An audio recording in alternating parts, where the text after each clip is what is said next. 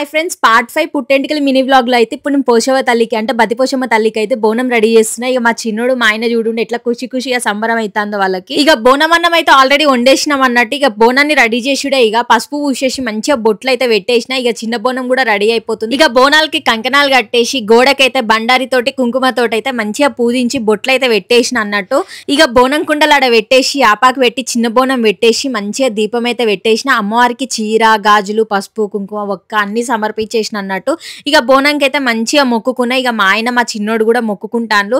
నాన్న ఇప్పుడైతే మనం గుడి దగ్గర పోతాను పోషవ తల్లికి మొక్కుకొని అనేసరికి చూడండి ఎట్లా నవ్వుతాడు, మంచిగా ఖుషి అవుతాడు. ఎప్పుడైనా గుడికి పోదాం అనేసరికి మా చిన్నోడు ఇట్లనే ఖుషి అవుతా ఉంటాడు. ఇప్పుడైతే మా ఆయన అయితే నాకు బోనం ఎత్తిండి. ఇక బయలుదేరుడే ఆలస్యం. ఇప్పుడైతే గుడి దగ్గరకి అయితే బయలుదేరినాం.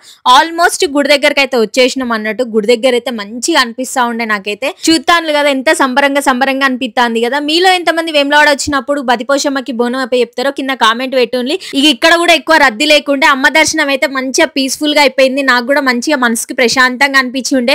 ఇక అమ్మకైతే మంచిగా బోనం అప్ప చెప్పేసి ఇక కలిశాక పోసి మంచిగా మొక్కుకున్నాం. ఇక ఏముంది భీమేశ్వర ఆలయం కూడా పోదామే అని చెప్పి అనగానే మా ఆయన కూడా భీమేశ్వర ఆలయంకి తీసుకుపోయిండు. ఆ వీడియో అయితే నెక్స్ట్ వీడియోలో చూసేయండి. మరొక వీడియోతో మళ్ళీ కలుసుకుందాం. Bye bye.